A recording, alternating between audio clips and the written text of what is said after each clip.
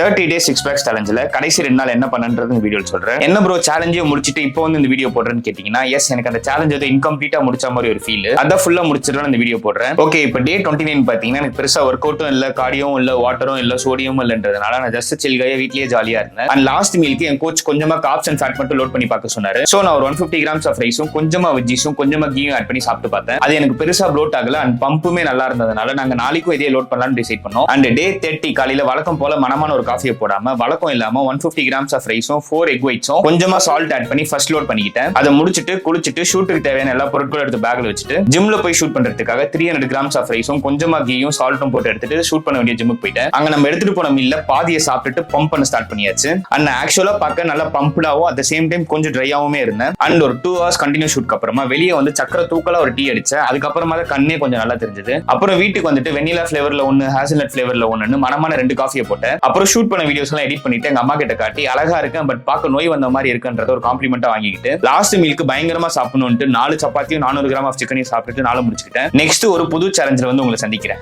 By.